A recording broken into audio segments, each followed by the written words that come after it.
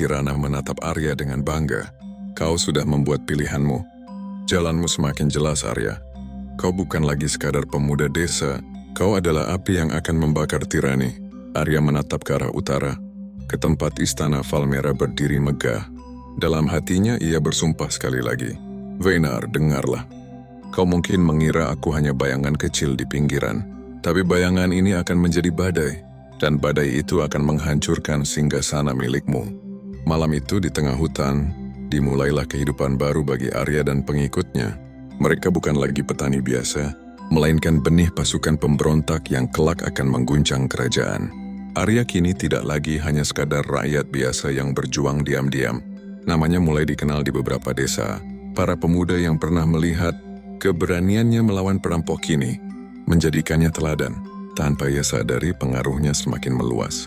Di balik kesederhanaannya, Arya selalu menyimpan tekad besar, merebut kembali tahtanya yang dulu dirampas melalui racun dan pengkhianatan. Malam-malam panjang ia habiskan untuk menyusun rencana, mengingat wajah-wajah pengkhianat, dan membayangkan istana yang dulu menjadi miliknya. Namun jalan menuju tahta tidaklah mudah. Ia tahu tanpa pasukan dan dukungan rakyat, mustahil ia menantang kerajaan. Karena itu, Arya mulai menanamkan benih kepercayaan di hati orang-orang. Ia menolong petani yang kesulitan panen. Ia membela pedagang yang ditindas prajurit korup, dan ia berani menentang bangsawan kecil yang bertindak semena-mena.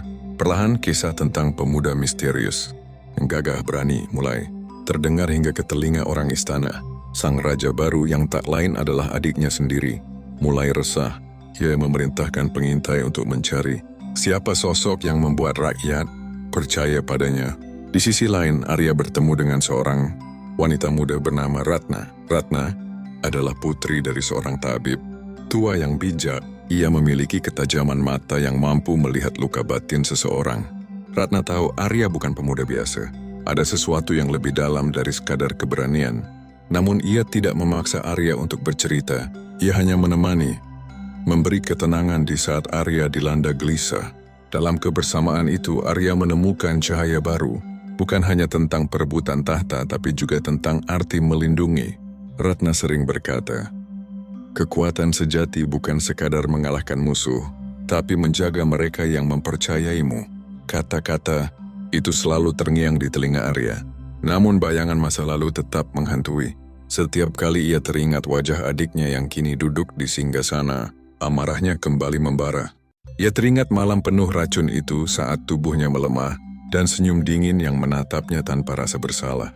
Luka itu terlalu dalam untuk dilupakan. Malam itu Arya bermimpi. Dalam mimpinya, ia kembali duduk di singgasana, mengenakan mahkota sementara rakyat bersorak memanggil namanya. Tapi di balik sorakan itu, ia juga melihat dera pengkhianatan baru dan wajah-wajah yang berubah menjadi musuh. Ia terbangun dengan keringat dingin, bertanya-tanya, apakah jalan menuju tahta benar-benar jalan yang seharusnya ia tempuh? Hari-hari berjalan semakin menegangkan. Arya, yang perlahan menjadi sosok panutan rakyat kecil, mulai menyadari bahwa pergerakannya tidak lagi tersembunyi. Beberapa kali ia merasakan ada mata-mata yang mengikuti langkahnya. Ia tahu istana sudah mencium keberadaannya. Suatu sore, ketika matahari mulai condong ke barat, Arya duduk di tepi sungai bersama Ratna. Air mengalir tenang, memantulkan cahaya keemasan. Ratna memandang wajah Arya yang penuh pikiran, lalu berkata lembut, jika jalanmu adalah merebut tahta, maka bersiaplah menanggung darah dan air mata. Namun bila kau memilih jalan rakyat, kau akan menanggung beban yang lebih berat, menjaga mereka dari penderitaan. Kata-kata itu membuat hati Arya semakin bergejolak. Ia merasa Ratna bukan sekadar teman, melainkan cahaya yang menuntunnya melihat pilihan hidup dengan lebih jernih. Namun di lubuk hatinya dendam masih membara. Ia ingin menuntut balas atas pengkhianatan yang telah merenggut hidup dan tahtanya. Tak lama kemudian, seorang lelaki tua datang menghampiri Arya. Lelaki itu berpakaian lusuh, namun sorot matanya penuh wibawa.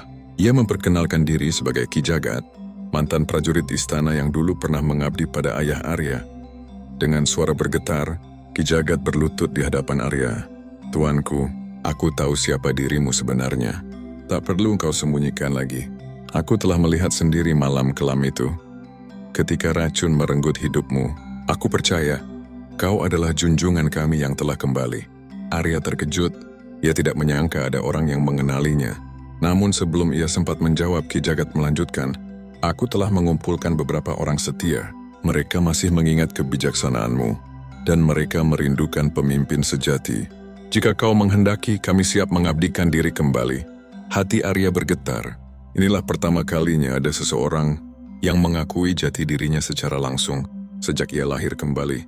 Namun ia juga tahu keputusan ini berbahaya. Jika ia menerima dukungan Ki Jagat, maka ia akan menapaki jalan perang. Dan itu berarti darah rakyat akan tertumpah. Malam itu, Arya termenung di dalam rumah sederhana Ratna. Bayangan masa lalu kembali hadir. Istana megah, pengkhianatan, racun, dan senyum dingin sang adik yang merebut segalanya. Dalam pikirannya hanya ada dua pilihan, menjadi raja yang kembali merebut tahta, atau tetap menjadi rakyat jelata yang melindungi sesama. Namun sebuah firasat kuat muncul. Arya sadar jika ia tidak bertindak, kerajaan akan jatuh lebih dalam ke dalam kegelapan. Rakyat akan terus tertindas di bawah pemerintahan tiran. Ia tidak bisa tinggal diam. Dengan suara tegas, Arya akhirnya berkata pada dirinya sendiri, "Jika aku harus berjalan di jalan darah, maka itu bukan demi dendamku. Itu demi rakyat yang telah menaruh harapan padaku. Aku akan kembali bukan sekadar sebagai raja, tapi sebagai pemimpin yang sesungguhnya." Arya kini bukan lagi pemuda biasa. Malam-malam panjang yang ia habiskan bersama rakyat, pertemuannya dengan Ratna, serta pengakuan Ki Jagat telah membentuknya menjadi sosok pemimpin yang matang. Nama Arya mulai bergema di pelosok desa, bahkan sampai ke telinga mereka yang bekerja di istana. Kabar tentang seorang pemuda yang mirip dengan Raja Lama semakin ramai dibicarakan. Rakyat mulai percaya bahwa keadilan akan segera datang. Sementara itu sang raja baru, adiknya sendiri, diliputi rasa takut. Ia memerintahkan pasukan untuk menangkap siapapun yang dicurigai. Namun semakin keras ia menindas, semakin besar pula kebencian rakyat terhadapnya. Malam itu Arya berdiri di atas bukit kecil, memandang ke arah istana yang menjulang megah. Di sampingnya Ki Jagat dan beberapa pengikut setia menundukkan kepala, menunggu perintah. Ratna pun hadir, membawa ketenangan di tengah hati yang berkecamuk. "Aku tidak akan membiarkan istana itu terus dikuasai oleh pengkhianat," kata Arya dengan suara bergetar, namun penuh keyakinan. "Tapi ingat, perjuangan kita bukan semata untuk balas dendamku. Kita berjuang demi rakyat, demi masa depan negeri ini." Sorak dukungan terdengar dari orang-orang yang telah bersumpah setia. Malam itu, untuk pertama kalinya, Arya benar-benar mengakui dirinya sebagai raja yang terlahir kembali. Ia bukan lagi pemuda yang bersembunyi, melainkan seorang pemimpin yang siap menantang takdir. Namun jalan masih panjang. Arya tahu perebutan tahta tidak bisa diselesaikan dalam satu malam. Pertarungan akan datang, darah akan tertumpah, dan pengkhianatan baru mungkin akan terjadi. Tapi kini, ia tidak lagi sendirian. Ia memiliki rakyat, sahabat, dan tekad yang tak tergoyahkan. Ratna memandangnya dengan mata berkaca-kaca. "Jika jalan ini kau pilih, aku akan tetap di sisimu. Entah kau berakhir sebagai raja, atau hanya sebagai rakyat yang berjuang, kau tetaplah pemimpin sejati." Arya tersenyum. Hatinya dipenuhi campuran rasa haru dan keberanian. Ia mengangkat tangannya, menunjuk ke arah istana. "Dengar sumpahku, aku Arya akan merebut kembali apa yang telah dirampas. Tahta itu, istana itu, dan masa depan negeri ini akan kembali ke tangan yang benar." Sorak rakyat yang setia menggelegar di malam sunyi. Angin berhembus membawa janji besar seorang raja yang hidup kembali. Langit sore itu berwarna merah darah. Di atas bukit kecil, Arya berdiri tegak bersama Ki Jagat dan para pengikut setianya. Jumlah mereka memang belum seberapa, tapi semangat yang membara di dada membuat langkah mereka semakin kuat. Arya tahu, inilah awal dari jalan panjang yang akan ia tempuh demi merebut kembali tahta. Sejak ia memutuskan menerima dukungan Ki Jagat, segalanya berubah. Ia tidak lagi hanya pemuda misterius yang menolong rakyat, melainkan sosok pemimpin yang ditunggu-tunggu. Dari desa ke desa namanya mulai bergema. Rakyat yang tertindas oleh kebijakan raja baru, adiknya sendiri mulai melihat harapan pada dirinya. Namun berita itu juga sampai ke telinga istana. Sang adik yang kini menjadi raja, murka mendengar kabar tentang pemuda yang mirip dengan kakaknya. Ia memerintahkan pasukan khusus untuk mencari dan memusnahkan siapapun yang dianggap sebagai ancaman. Ia tahu tahta yang ia duduki berdiri di atas pengkhianatan, Selama Arya hidup, tahtanya tidak pernah aman. Arya tidak tinggal diam. Ia mulai melatih para pemuda desa, mengajarkan cara memegang senjata, cara bertahan dan cara melindungi diri. Ki Jagat yang berpengalaman sebagai mantan prajurit kerajaan menjadi guru bagi mereka. Malam-malam panjang diisi dengan latihan keras, sementara siang hari mereka tetap bekerja di ladang agar tidak menimbulkan kecurigaan. Di tengah kesibukan itu, Ratna selalu hadir memberi ketenangan. Ia merawat mereka yang terluka, menyiapkan ramuan untuk menjaga kesehatan, bahkan memberi semangat di saat keputusasaan datang. Arya sering menatap Ratna dalam diam, merasa bahwa tanpa kehadirannya, ia mungkin sudah lama jatuh dalam kegelapan dendam. Suatu malam ketika bulan bulat penuh menggantung di langit, Arya memanggil Ki Jagat ke samping api unggun. Kita tidak bisa selamanya bersembunyi di desa. Jika kita ingin benar-benar menantang istana, kita butuh lebih banyak dukungan. Kita harus bergerak ke kota-kota kecil, mencari sekutu di antara bangsawan yang kecewa dengan Raja Baru. Ki Jagat mengangguk. Benar, tuanku. Tapi itu juga berarti kita akan membuka jati diri kita sepenuhnya. Begitu kita melangkah keluar dari bayang-bayang, tidak akan ada jalan kembali. Arya terdiam sejenak lalu menatap api yang bergejolak. Aku sudah mati sekali karena racun dan pengkhianatan. Hidupku yang kedua ini bukan untuk disia-siakan. Jika aku harus menantang takdir, maka biarlah semua orang tahu siapa aku sebenarnya. Keputusan itu membuat suasana di perkemahan semakin bersemangat.